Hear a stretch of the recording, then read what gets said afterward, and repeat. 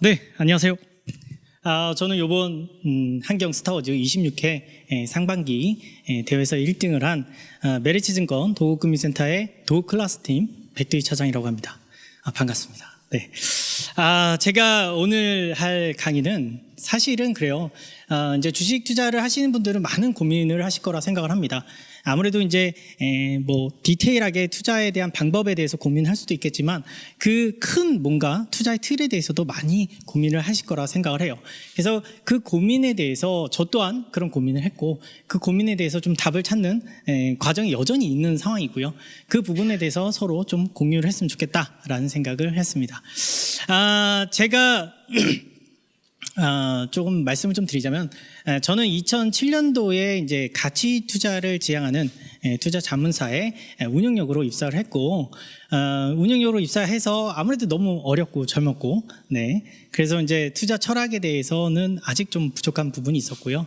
그리고 여러 가지 이제 투자 방법이라든지 이런 부분에 대해서도 참 부족했습니다. 그래서 그때 당시에는 이제 투자 대가들의 책을 거의 뭐 이틀에 한 권 정도씩 봤던 것 같아요. 그냥 닥치는 대로 정말 책을 읽었다 그렇게 생각하시면 될 것 같고요.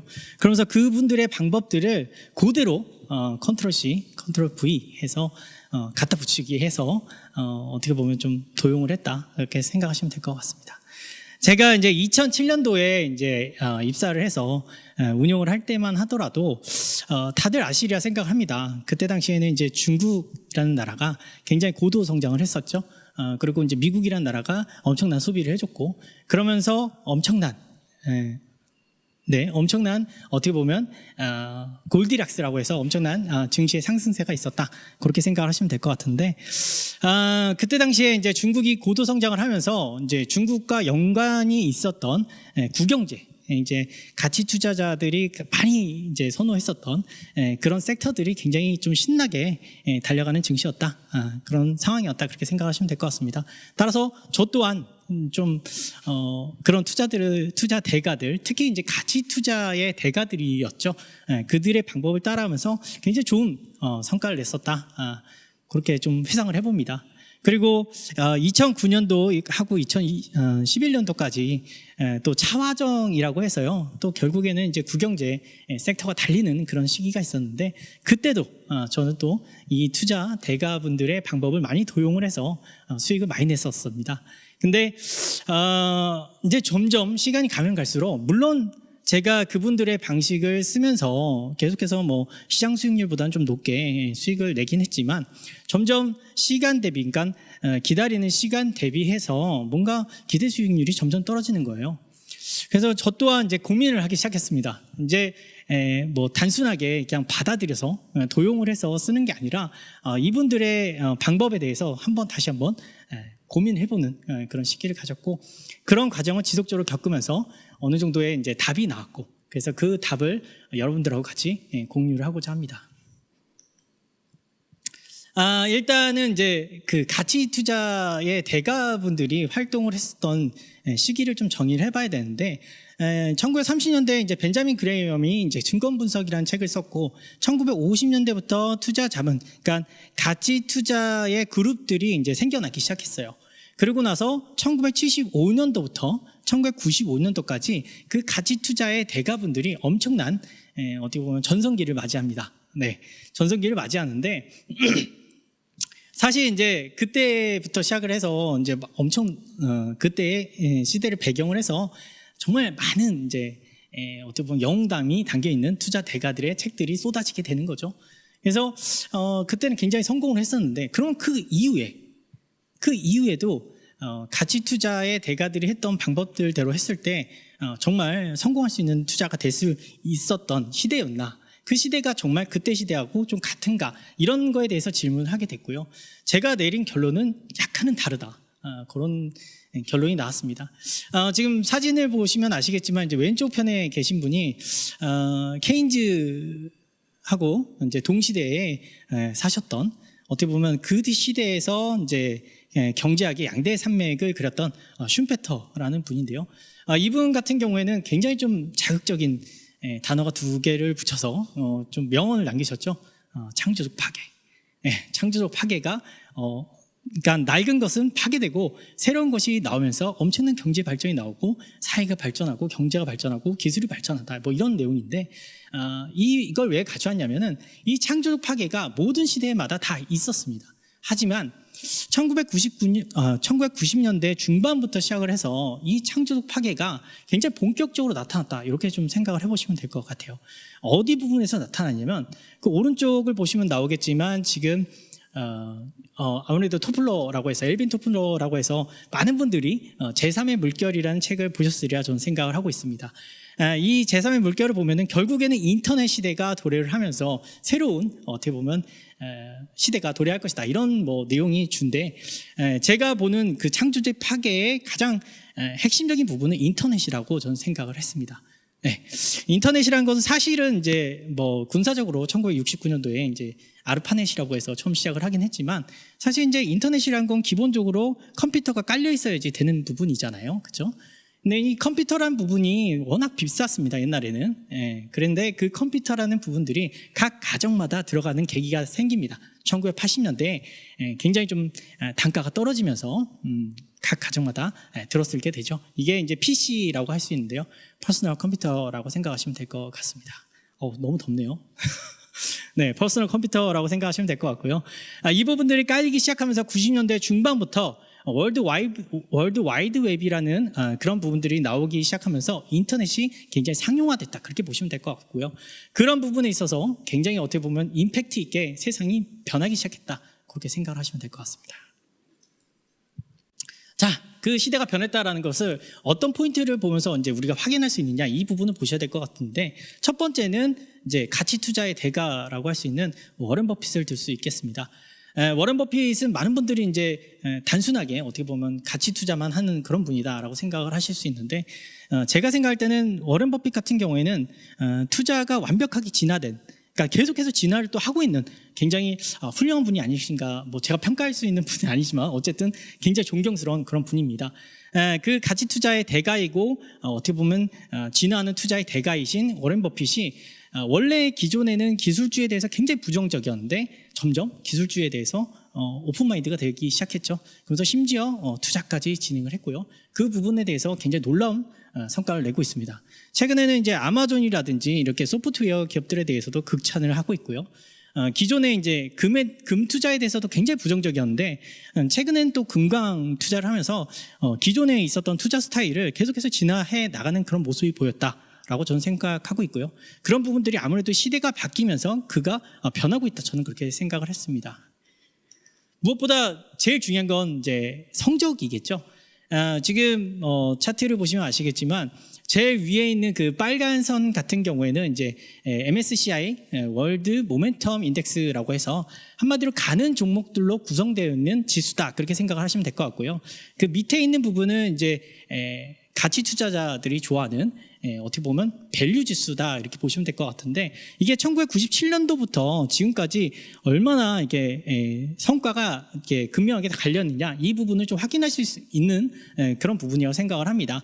사실 이제 밸류 지수 같은 경우에는 그러니까 가치 투자자들이 좋아하는 그런 종목들로 구성된 지수 같은 경우에는 뭐 성적이 그렇게 나쁘진 않았어요. 근데 그렇다고 굉장히 좋지도 않았죠. 하지만 시대가 바뀌고 그 시대가 바뀌는 거에 대한 스토리 라인을 가지고 어떻게 보면 가는 종목들 있잖아요. 그런 종목들로 구성된 지수가 훨씬 더 높은 성적을 냈다. 이 부분을 좀 확인하실 수 있을 것 같습니다. 그러니까 저는 제가 생각할 때 조금씩 그런 정통 가치 투자에 대해서는 조금씩 우리가 진화가 필요하지 않나 그렇게 좀 생각을 했고 특히 이제 모멘텀이라는 그런 부분들 그리고 시대가 변하는 거에 대해서 뭔가 희망을 주는 그런 부분들에 대해서는 좀 더 우리가 조금 취해야 되지 않을까 그런 생각을 했습니다. 두 번째는 이제 무대가 다르다라는 건데요. 이게 무슨 말이냐면 사실 이제 가치 투자의 대가든 뭐 모멘텀 투자의 대가든 전 세계적으로 가장 유명했던 투자자들을 본다라고 했을 때는 사실 그들의 무대는 거의 대부분 미국이었죠. 물론 뭐 유럽도 있고 중국도 있을 수 있겠지만 가장 많은 이제 포션은 미국이었다 그렇게 생각하시면 될 것 같고요. 따라서 미국을 중심으로 투자했던 그런 분들이 과연 미국 증시가 어떻게 움직였는지 그 부분에 대해서 또 한번 재평가를 할 수 있고 그거에 비해서 우리나라 증시는 또 어떻게 움직였는지 이걸 좀 봐야 된다라는 생각을 했어요. 그래서 지금 보시면 아시겠지만 지금 제가 가져온 거는 달러 인덱스 지수입니다. 제가 좀 편하게 볼 수 있게 1990년 1월부터 지금 달러 인덱스의 변화를 가져왔다라고 보시면 될 것 같은데 1990년 1월부터 지금까지 달러 인덱스는 거의 변함이 없어요. 그러니까 돈의 가치는 별로 이렇게 변한 게 없다 이렇게 보시면 될 것 같습니다. 하지만 증시는 어떻게 갔을까요? 달러의 가치, 그러니까 통화의 가치는 픽스된 상황에서 증시는 S&P 500 같은 경우에 10배 상승했고 나스닥 같은 경우에는 25배 상승을 했습니다. 그러니까 좀 엄청나죠. 돈의 가치가 픽스된 상황에서 주식의 가치는 엄청나게 올랐다 이렇게 보시면 될 것 같아요. 사실 이제 뭐 여담이지만 이제 제레미 시겔이라는 그런 교수가 있잖아요. 롱런 하라. 그러니까 주식은 팔지 말고 무조건 사기만 해라 이런 미국의 교수님이 계신데 그분의 말은 철저하게 미국 증시에 어떻게 보면 국한돼 있지 않나 이런 생각을 좀 해보긴 했습니다. 자, 그럼 이제 우리나라 증시를 좀 보도록 하겠습니다. 우리나라 같은 경우에는 이제 환율이 1990년도 1월 1일 대비해서 지금 현재 상황에서는 환율이 60% 상승했다 이렇게 보시면 될 것 같은데, 그러니까 60% 상승했다라는 것은 그만큼 우리나라 돈의 가치가 하락했다 그렇게 보시면 될 것 같아요. 그러면 증시는 더 많이 올라야 되겠죠? 근데 그렇게 많이 오르지 못했습니다. 총 2.6배 상승을 했다 이렇게 보시면 될 것 같고요. 그 2.6배 상승하는 것도 지금 뭐 빨간색으로 제가 이제 선을 그려놨지만 정말 변동성이 컸어요. 그죠? 위아래 엄청나게 큰 변동성을 겪으면서 올라봤자 2.6배 상승했다라는 겁니다. 따라서 미국 증시에 통했던 방법을 컨트롤 C, 컨트롤 V로 우리나라 가져온다. 이런 부분들은 좀 문제가 있다. 저는 그렇게 생각을 했고 약간의 변화가 필요하다라는 생각을 했습니다. 사실 이제 이 부분 말고도 제가 지금 저한테 주어진 시간이 20분이라서 뭐 여러 가지 것들이 또 애드업이 될 수 있는데 그 부분들까지 얘기하자라고 했을 때 너무 길어질 것 같아서 제가 좀 제외를 했고요. 어쨌든 앞서 그 두 가지 포인트를 가지고 한국형 주식 투자가 어느 정도 좀 진화가 돼야 된다. 이 부분에 대해서 제가 내린 결론을 말씀을 좀 드리자면 결국에는 이제 주식 투자를 하는 데 있어서 밸류 상당히 중요합니다. 하지만 모멘텀까지 적절하게 좀 조화가 돼야 된다. 한마디로 하이브리드형으로 가야 되지 않을까 저는 그렇게 생각을 했고, 또한 미국 주식에 투자하는 게 아니면 우리나라 주식에 투자한다라고 했을 때는 마켓 타이밍에 대해서 지속적으로 고민해야 된다. 아까 제가 이제 우리나라 이제 증시를 보여드렸지만 위아래 굉장히 좀 격하게 움직이죠. 변동성이 상당합니다. 따라서 마켓 타이밍에 대해서 좀 지속적인 고민을 해야 된다. 저는 그렇게 생각을 하고 무조건 또 말씀을 좀 드릴 수 있는 부분은 우리나라에서는 장기보다는 단기 혹은 중기 중심의 투자가 좀 더 수익률을 올리는 데 있어서 적합하다. 저는 그렇게 생각을 했습니다. 자, 이렇게 제가 이제 좀 큰 틀에서 주식 투자에 대해서 한번 말씀을 좀 드려봤고요. 좀 더 이제 저희가 대회에서 어떤 전략을 통해서 어떤 디테일한 전략을 통해서 매매를 했는지 좀 말씀을 좀 드리도록 하겠습니다. 일단 뭐 당연한 부분이긴 한데요. 결국에는 최소 1분기 이상 이익 성장 섹터를 산정했다. 이게 굉장히 중요한데 많은 분들이 이제 주가는 그렇죠? 이익에 수렴한다. 이런 부분에 대해서 철석같이 믿고 계십니다. 근데 이제 그 부분이 이제 이익 자체가 그러니까 뭐 내년 이익이냐 아니면 이번 분기 건너뛰고 다음 분기 이익이냐 이런 부분에 대해서 명확하게 얘기해 주시는 분들은 없는 것 같아요. 근데 저는 확실하게 좀 말씀을 좀 드릴 수 있는 거는 2분기, 그러니까 제가 지금 투자한다라고 했을 때는 8월이잖아요. 그러면 3분기입니다. 그러니까 3분기에 이익 성장하는 섹터, 이게 제일 중요하다. 그리고 최소 1분기 이상이잖아요. 3분기를 넘어서 4분기까지 성장한다. 라는 그런 섹터를 선정하는 게 좀 중요하다. 저는 그렇게 생각을 하고 있습니다. 굉장히 좀 짧게 보는 거죠. 네. 그래서 그런 섹터를 선정을 했습니다. 대회 기간에. 제가 선정한 섹터는 언택트 관련주, 두 번째는 헬스케어 관련주, 세 번째는 2차전지 관련주, 네 번째는 반도체 소부장이 되겠습니다. 여기다 하나 더 붙여야 됩니다. 이익뿐만 아니라 우리가 또 주식시장에는 수많은 또 스토리가 있잖아요. 그 스토리에 대해서 상당한 어떻게 보면 그런 군중심리가 쏠리면서 상당한 변동성이 나옵니다. 따라서 그 스토리 라인, 정말 군중심리를 이끌 만한 스토리 라인이 있느냐, 이 의무가 상당히 중요하다 이렇게 말씀을 좀 드리겠는데, 아까 선정했던 그 섹터들 있죠? 그 섹터들을 좀 보자라고 했을 때 언택트 같은 경우에는 이제 많은 분들이 아실 거라 생각합니다. 4차 산업혁명의 주도 섹터다. 이렇게 어떻게 보면 스토리 라인이 구성이 되어 있고, 헬스케어 같은 경우에는 코로나가 쉽게 잡히지 않을 것이다 라는 어떻게 보면 그 스토리 라인, 세 번째는 2차 전지, 친환경 자동차 시장이 고속 성장할 것이다.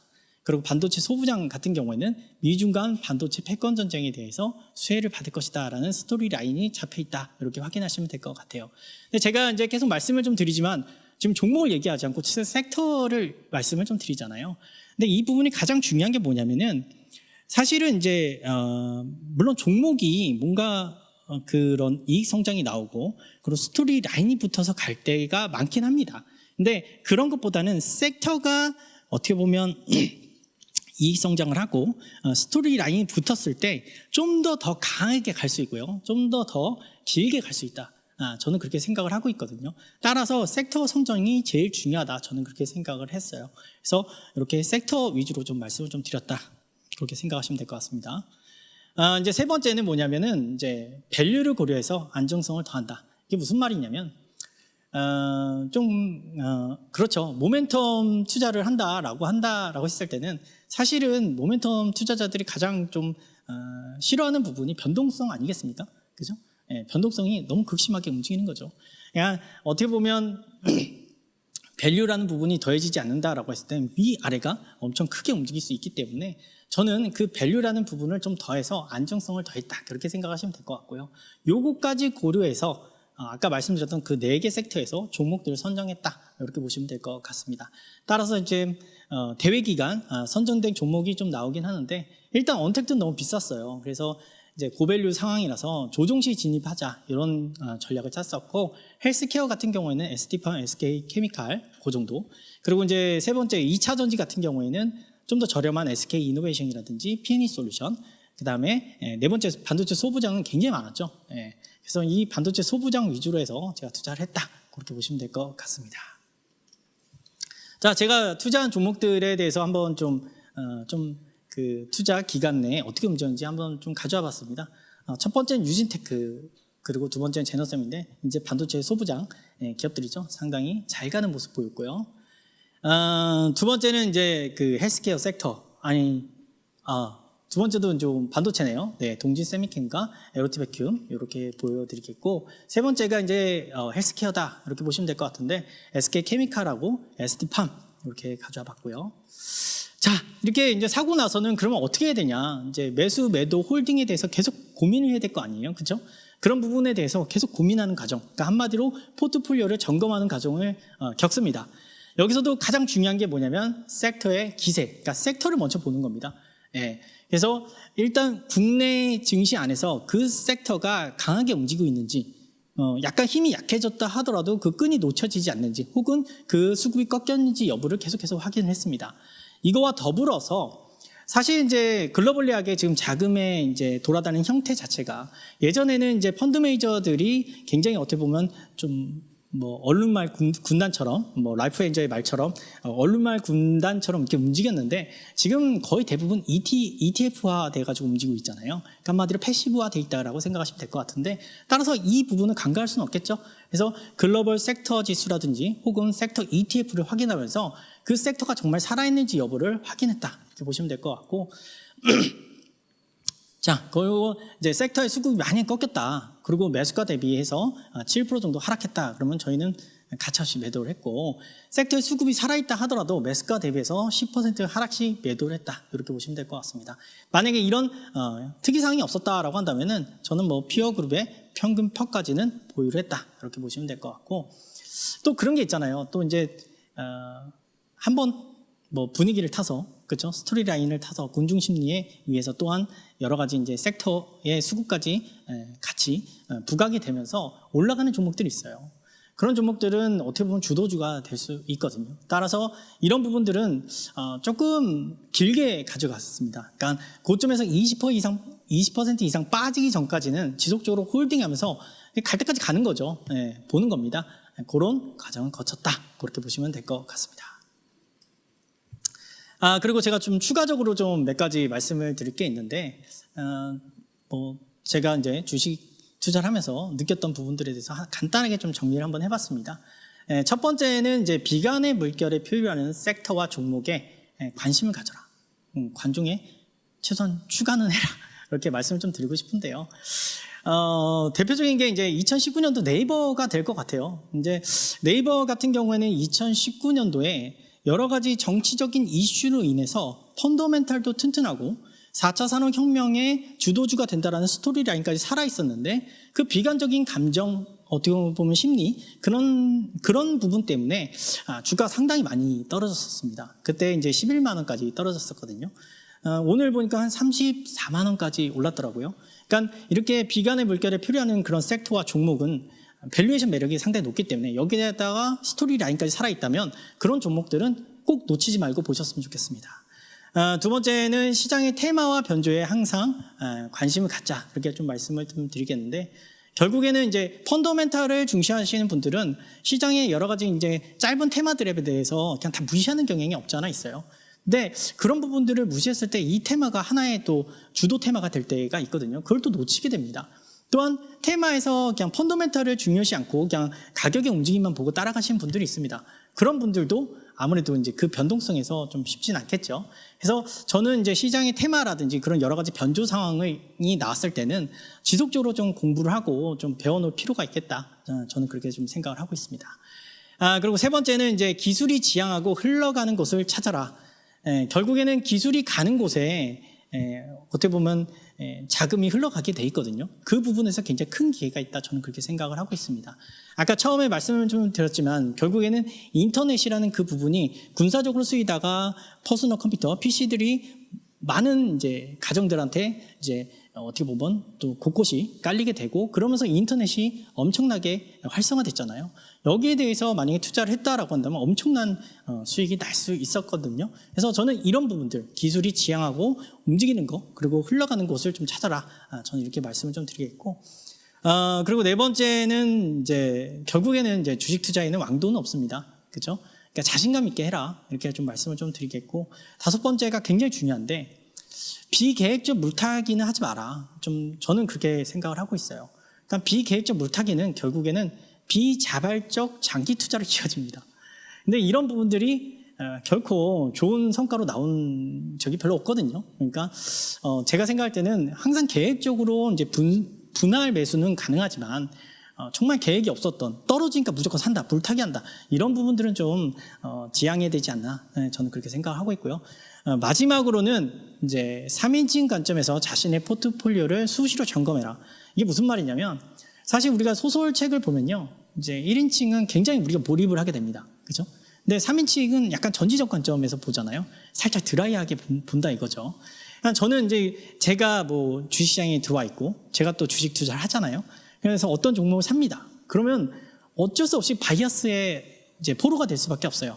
그러니까 그 종목을 좋게 본다는 거죠. 그리고 그 시장을 좋게 본다라는 겁니다. 근데 그렇게 했을 때 물론 뭐 이게 맞아가지고 확신이 되고 이게 맞아가지고 큰 수익이 날 수도 있었지만 사실은 이런 부분들이 계속 진행된다라고 했을 때는 나중에 크게 잃을 가능성이 있어요. 그래서 지속적으로 좀 드라이하게 3인칭 관점에서 이렇게 자신의 포트폴리오를 볼 필요가 있다. 이렇게 좀 말씀을 좀 드리도록 하겠습니다. 네. 네, 오늘 강의 끝났습니까? 네. 네. 수고했습니다. 네. 앉으시죠. 예. 저희가 이제 객석에 작년에는 많은 분들이 있어서 막 박수도 치고 하면 호응이 있다 보니까 본인이 갖고 있는 역량에 비해서 더 많은 에너지를 쏟게 되고 애드립도 더 좋은 게 많이 나오는데 아무 반응이 없고 혼자 말씀하시려니까 힘드셨죠? 네. 좀 많이 힘들긴 하네요. 네, 네. 땀을 막 많이 흘리셨어요. 여기가 좀 더운 것 같긴 합니다. 원래 방송이라는 게 뭐 알고 보면 쉽지만 또 어려운 게 방송이거든요. 네네. 오늘 제가 강의를 들으면서 시장의 어떤 테마와 변동성에 대해서 늘 관심을 가져라 라는 말씀을 아까 하셨어요. 그죠? 그 다음에 비계획적으로 물타기 하지 마라. 사실 계획을 잡아도 물타기를 잘못하는 경우 있잖아요. 계획을 잡았을 때는 물타기라기보다는 분할 매수라고 할 수 있겠죠. 네. 엎어치나 매치나 뭐 같은 결과가 같으면 같은 거 아닌가. 단도직입적으로 여쭤볼게요. 아까 제가 그 강의 내용 중에 말씀하신 그런 종목들이 굉장히 기술적이고 앞으로 좀 많이 올라갈 수 있는 그런 종목들이라고 저는 보아지는데 요즘에 한간에는 정말 그 주식을 거래가 되는 거 보면 정말 미친 듯이 사고 파는 주식들이 있어요. 흔히 말하는 테마주. 뭐 예를 들어서 자동차 뭐 전기 배터리 테마다. 뭐 그런 것들은 이제 추세선을 보고 가기도 하겠지만 정치 테마주 같은 경우 있거든요. 그런 투자에 대해서는 어떻게 생각하세요? 정치 테마주는 사실은 이제 좀 지양해야 되지 않을까. 물론 이제 굉장히 작은 종목들 그리고 좀 굉장히 변동성이 크다 보니까 많은 분들한테 좀 유혹으로 좀 다가서는 것 같긴 한데요. 근데 그런 부분들은 펀더멘탈 없이 움직이는 부분이기 때문에 네. 그 변동성을 감당하기 힘들 거다. 저는 그렇게 생각하고 있고 물론 버시는 분들도 있겠지만 네. 제가 생각할 때는 거의 결론적으로 보면은 거의 대부분 잃는 경우. 있는 투자가 되지 않을까. 아니 제가 한번 주식창을 한번 뚫어지게 본 적이 있는데 정말 올라갈 때 그 매수가 정말 우리 흔한 말로 미친 듯이 삽니다. 그러다가 또 내려가기 시작하면 또 미친 듯이 팝니다. 그 결과론적으로 보면 또 오전에 올랐다가 오후에 내리꽂아서 밑에서 끝나는 경우가 있으면 이 많은 이 갭 차이가 있잖아요. 그 안에 주식을 사신 분들 얼마나 그날 밤 오후가 괴로울까라는 생각이 들었고 지금 차장님께서 추천하거나 샀던 종목들의 얘기를 들으면 좀 장기 투자일 수도 있거든요. 전혀 장기 투자는 아니고요. 어느 정도의 그럼 단기입니까? 단기 장기는 어떻게 보십니까? 뭐 정치 테마주랑은 좀 다른 결이다라고 좀 말씀을 좀 드리겠고 예. 결국에는 이제 저도 이제 아까도 제가 말씀을 좀 드리긴 했지만 우리나라 증시에서 투자를 한다라고 했을 때는 장기 투자는 별로 이렇게 좀 권하지 않습니다. 네, 큰 수익을 내기 좀 어렵다. 저는 그렇게 생각을 하고 있고요. 어허. 네, 그러니까 최대한 뭐 이제 아까도 말씀드렸지만 이익 성장하는 부분을 1분기로 쪼겠다라는 부분은 굉장히 저도 이제 조금 길게 본다라기보다는 최소한 뭐 3개월에서 4개월 정도 본다 이렇게 보시면 될 것 같습니다. 그러니까 상반기에 43.3%의 수익률도 역시 길어야 3, 4개월이었고 짧으면 뭐 한 달 정도의 기간을 두고 매매를 했다는 얘기네요. 그렇죠. 대회 기간이 3개월이었기 때문에 네. 네, 딱 그 정도. 대회 기간이. 네네. 진정한 실전 고수시네요. 감사합니다. 그게 중요한 건 제가 또 하나 질문 드리면 네네. 우리 차장님께서 투자 성공하신 게 본인들 돈입니까? 아니면 고객들 돈입니까? 네? 그거는 이제 한국 경제에서 예. 실제로 이제 계좌에 입금이 돼서 실전 투자로 들어간 그 본인들 돈인가요? 본인들 돈이라기보다는 한국 경제. 해서 네네네. 완전히 그 실전 초고수네요. 앞으로 좀 친하게 좀 지내야 될 것 같습니다. 우리 시청자분들께서 주신 거 제가 뽑아서 여기 김종문님이 주신 건데요. 최근 러시아 시장에 코로나 백신이 세계 최초로 개발 등록했다. 그리고 그에 따른 우리나라 증시에는 어느 정도 영향이 있을까에 대한 질문이에요. 네. 이 질문 받아보신 적 있으세요? 이 부분에 대해서 계속 생각을 하고 있었던 부분이라서 네. 좀 제 생각을 좀 말씀을 좀 드리자면 결국에는 지금 코로나가 만든 장이다라고 저는 생각을 하고 있거든요. 지금 장이. 그렇죠. 예. 예, 코로나가 이제 굉장히 어떻게 보면 갑자기 들이닥치면서 어쩔 수 없이 돈의 가치가 그러니까 금리가 엄청나게 급락을 하게 되고 그러면서 돈의 가치가 확 떨어졌잖아요. 네. 그러다 보니까 돈의 가치라는 것은 결국엔 상대적인 가치다 이렇게 생각하시면 되는데 어떤 상대적인 가치냐 돈하고 교환되는 것의 상대적인 가치다라고 보시면 될 것 같습니다. 그러니까 한마디로 주식이라든지 부동산이라든지 채권이라든지 이런 자산들의 가격이 엄청 많이 올랐다. 그렇게 생각을 하시면 될 것 같아요. 그래서 이제 코로나 백신이 나왔을 때는 결국에는 그러면 다시 이제 낮췄던 금리를 올리는 거 아니냐 이렇게 많은 분들이 그렇게 생각하죠. 걱정을 하시거든요. 근데 최근에 지금 그 FRB 그러니까 미국의 중앙은행의 스탠스 같은 경우에는 백신이 나온다 하더라도 상당 기간은 이 저금리 기조를 유지하겠다. 그리고 인플레이션 어느 정도는 용인하겠다라고 지금 얘기를 하고 있거든요. 그래서 제가 생각을 할 때는 코로나 백신이 나온다라고 했을 때는 예전에는 조금 이제 그 유동성이 조금 빠지면서 그리고 돈의 가치가 올라가면서 자산의 가치가 떨어지지 않을까라는 고민했는데 지금은 코로나 백신이 나온다 하더라도 오히려 좀 더 상승할 수 있지 않을까 저는 그렇게 좀 생각을 하고 있고요.